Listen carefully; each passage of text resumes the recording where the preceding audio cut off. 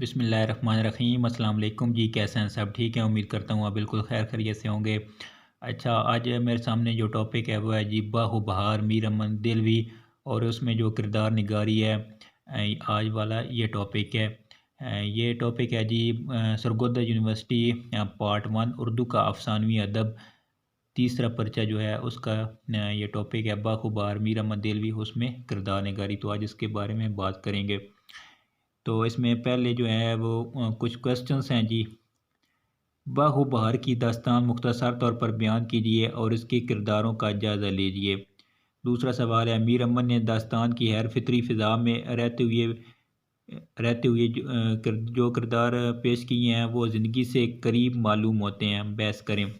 تیسرا جو ہے جی، باہو بہار میں میر امن نے مردوں اور عورتوں دونوں کے کردار پیش کیے ہیں، لیکن ان کے نسوانی کردار زیادہ جاندار ہیں، تینوں تفصیل سے لکھیے۔ چوتھا جو سوال ہے جی، باہو بہار میں مختلف کردار پیش کیے گئے ہیں، ان میں سے کم از کم 4 کردار ایسے منتخب کیجیے جن کے بیان میں میر امن کی کردار نگاری کے فن کا اندازہ لگایا جا سکے۔ پانچواں جو سوال ہے، باہو بہار کے کن کرداروں پر زندگی کا نمایاں رنگ چڑھا ہوا ہے، تفصیل سے بیان کریں۔ تو یہ 5 سوال ہیں جی، ان میں سے کوئی بھی ایگزامینر کوئی بھی ان میں سے ایک کوسچن پوچھ سکتا ہے اور آپ نے اس میں اس کی کردار نگاری لکھنی ہے، ٹھیک ہے۔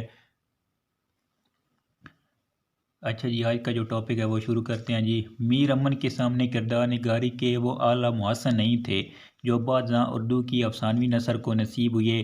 میر امن کا کمال یہ ہے کہ اس کے عہد میں کردار نگاری جو محض عہد تخیلیت سے گزر رہی تھی، اور اردو داستان ہی میں اس کا ارتقاء نظر نہیں آتا۔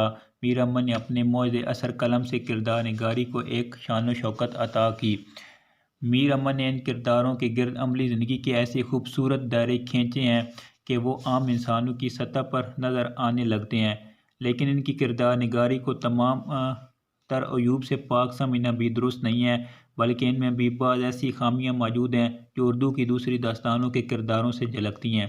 باہو بہار کے کرداروں کو 2 حصوں میں تقسیم کیا جا سکتا ہے، ایک تو مردانہ کردار ہیں اور دوسرا ہے جی نسوانی کردار۔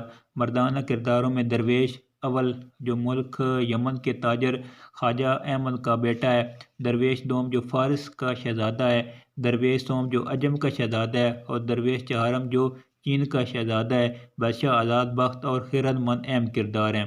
باہو بہار جو دراصل 4 درویشوں کا قصہ ہے، یہ چاروں کردار درویش تاجر زادے یا شہزادے ہیں، مگر ان میں انفرادیت اور کشش بہت کم ہے۔ چاروں عشق کے ستائے ہوئے ہیں اور دنیا چھوڑ کر اپنے گور مقصود کی خاک چھانتے پھرتے ہیں۔ آگے کوٹیشن ہے جی، ڈاکٹر گیان چند ان سے متعلق رقم طراز ہیں، ان میں شہزادگی کی کوئی علامت نظر نہیں آتی۔ ڈاکٹر وحید قریشی کا خیال ہے کہ باہو بہار کے مردانہ کردار اس لیے بھی مثالی کردار ہیں کہ یہ میر امن نے ان کے کرداروں کو علامتی کردار بنایا ہے۔ مثال کے طور پر بادشاہ آزاد بخت کا نام اس لیے آزاد بخت ہے کہ اس کردار کو آزادی حاصل ہے، اور عقل مند وزیر کا نام اس لیے خرد مند ہے کہ وہ حقیقت میں خرد مند یعنی دانا ہے۔ باہو بہار کے ہیرو عشق کے مرض کے باعث زندگی کی دوڑ سے بھاگے ہوئے انسان ہیں، اور وہ ہمت کے ساتھ زندگی گزارنے کے بجائے موت کی آغوش میں راحت و سکون تلاش کرنے کی متمنا ہے۔ یہ ایک طرح سے منفی کردار ہیں۔ مردانہ کردار کے بجائے نسوانی کردار دلکش ہیں، اور نقادوں نے ان کی بہت تعریف کی ہے۔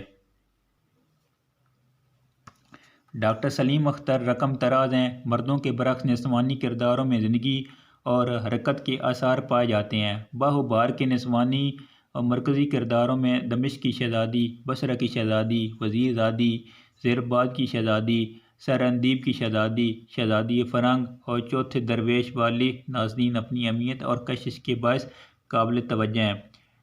ذیلی اور ثانوی کرداروں میں پہلے درویش کی بہن اور تیسرے سحر کی کٹنی کو اپنی انفرادیت و خصوصیت کی بنا پر زندہ اور بھرپور خاکوں میں شمار کیا جا سکتا ہے۔ پہلی کسی کی ہیروئن دمشق کی شہزادی کا کردار تمام نسوانی کرداروں میں زیادہ نمایاں ہے، اور اس کا کردار ہیرو سے زیادہ تابناک ہے۔ وہ حسین ہے اور اس کی طبیعت میں شاہانہ حرور و نخوت ہے، کہیں کہیں حد سے بڑھتی ہوئی خود پسندی، خود نگری اور خود داری کا مظاہرہ بھی ہوتا ہے۔ ڈاکٹر سید وقار عظیم ہماری داستان میں یوں رقم طراز ہیں، تشکیل اور تعمیر میں داستان گو نے اپنے فن کی پوری قوت صرف کر دی ہے اور اس کے کردار میں تضاد پایا جاتا ہے۔ وہ بیک وقت رحم دل بھی ہے اور جذبہ دل کے ہاتھوں مغلوب بھی۔ وہ عشق بھی کرتی ہے اور بدنامی سے بھی خوفزدہ ہے۔ وہ دانش مند بھی ہے اور مذہب پر بھی یقین رکھتی ہے۔ وہ عملی طور پر مذہب سے انحراف بھی کرتی ہے۔ دوسری داستان کی ہیروئن جو ہے وہ بصری کی شہزادی ہے۔ وہ بہت سخی، بہادر، دینی احکام کی پابند، نیک اور باعفت ہے۔ دینی احکام کی پابند اور باعفت ہے۔ شہزادی میں وقار اور سلیقہ رکھ رکھاؤ ہے۔ وہ پاکیزہ صفات کی مالک ہے۔ ہم خود انہیں دیکھ پاتے ہیں، بلکہ اول سے آخر تک اس کے بارے میں جاننے کے لیے اس کے خادموں اور اس کے خواصوں کو دست نگر رہتے ہیں۔ وہ خود تو سید وقار عظیم کے بقول ایک جملہ بول کر پھر 7 پردوں میں جا چھپتی ہے۔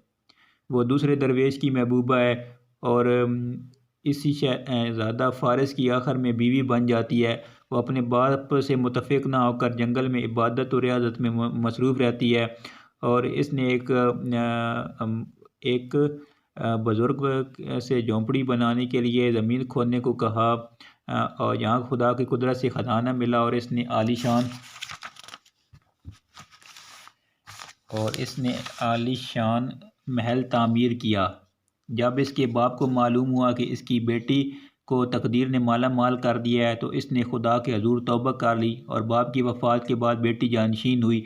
میر امن نے اسے نہایت سخی، مہمان نواز، سلیقہ شعار، ہوشیار، چالاک اور معاملہ فہم اور پر تمکنت اور باوقار دکھایا۔ اس شہزادی کی سخاوت کا شعرہ سن کر پہلا درویش بھی اس کی زیارت کے لیے آیا اور اس کی ایک جھلک دیکھ کر اس پر فریفتہ ہو گیا۔ نسوانی کرداروں میں دمشق کی شہزادی کے بعد ایک پرکشش اور جاندار کردار بادشاہ آزاد بخت کی زبانی بیان ہوا ہے۔ خواجہ سگ پرست کی کسی کی ہیروئن وزیر زادی کا ہے۔ وہ بڑی دور اندیش، دانش مند اور دنیا دار ہے۔ یہ واحد کردار ہے جو نسوانی صفات کا مرقع ہونے کے ساتھ ساتھ مردانہ اوصاف کا مظہر بھی ہے۔ وزیر زادی کا باپ قید ہو جاتا ہے اور وہ اسے قید سے رہا کرانے کے لیے بھیس بدل کر خواجہ سگ پرست سے ملتی ہے۔ ابتدا میں خواجہ اس سے باپ کی طرح برتاؤ کرتا ہے، لیکن آزاد بخت سے ملنے کے بعد جب اسے معلوم ہوتا ہے کہ یہ نوجوان لڑکا دراصل وزیر کی خوبصورت لڑکی تھی، وہ جذبہ عشق کے ہاتھوں بے چین ہو جاتا ہے۔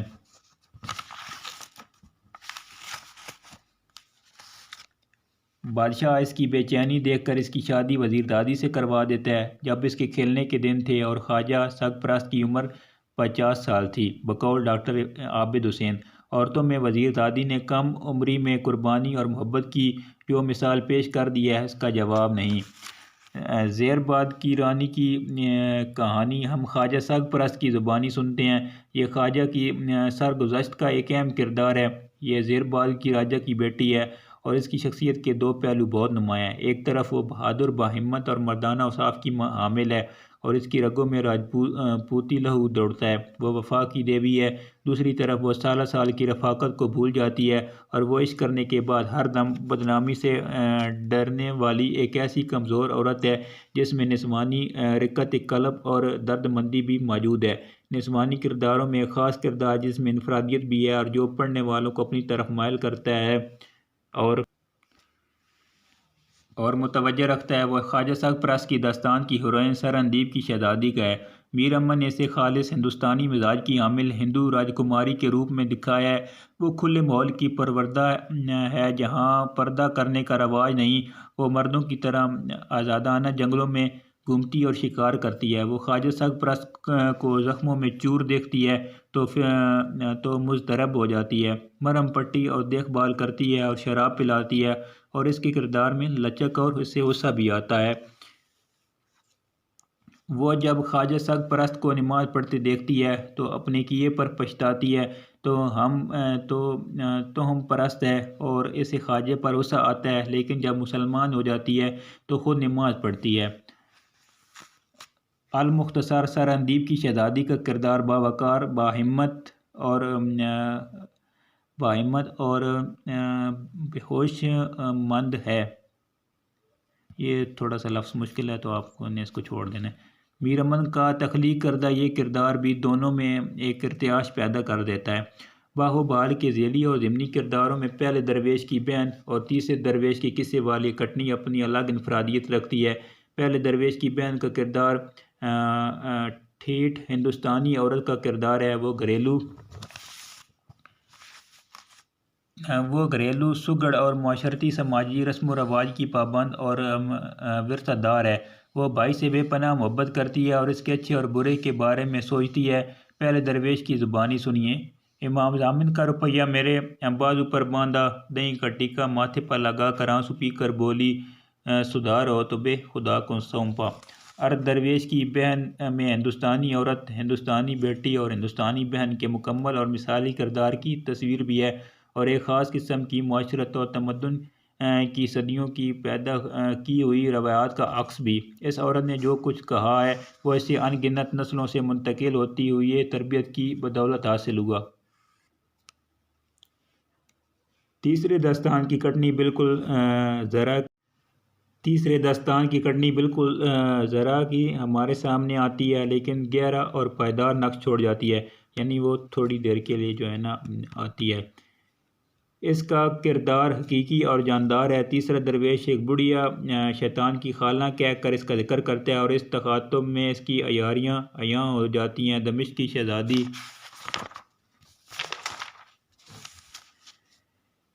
کی شہزادی کی والدہ کا کردار ضمنی ہونے کے باوجود قابل ذکر ہے۔ یہ ایک محبت کرنے والی ماں ہے، لیکن شفقت کے اس خلوص کے علاوہ قربانی، اثار، دانش مندی اور دور اندیشی بھی اس کے مزاج کا حصہ ہے۔ وزیر زادی کی ماں میں بھی ایک ہندوستانی معاشرے میں رہنے والی کی جھلکیاں نظر آتی ہیں۔ فردی کرداروں میں بعض ایسے نسوانی کردار بھی ہیں جن کا وجود بالکل نہ ہونے کے برابر ہے، اور انہیں مرکزی کرداروں کی تکمیل اور ارتقاء کے لیے تخلیق کیا گیا ہے۔ ان میں چند شہزادیاں اور وزیر زادیاں ہیں۔ مثلاً بصرہ کی شہزادی کی 6 بہنیں، زیر بال کی شہزادی کی دائی وغیرہ۔ لہٰذا ہم یہ کہہ سکتے ہیں کہ باہو بار کے کردار میں مردانہ کرداروں کے مقابلے میں جو نسوانی کردار اہم ہیں اور کردار نگاری کے اصول پر پورا اترتے ہیں۔ قصہ پڑھتے وقت ہم جہاں قدم قدم پر اس طرح کے اعزاز سے دوچار ہوتے ہیں جو زندگی میں تو نہیں ہوتے مگر داستان کا لازمی حصہ ہوتے ہیں، وہاں ایسے کرداروں سے بھی واسطہ پڑتا ہے جو کٹ پتلی نہیں بلکہ اپنی انفرادی خصوصیت کی بنا پر زندہ ہیں، اور ان کی زندگی کا دامن میر امن کی زندگی کے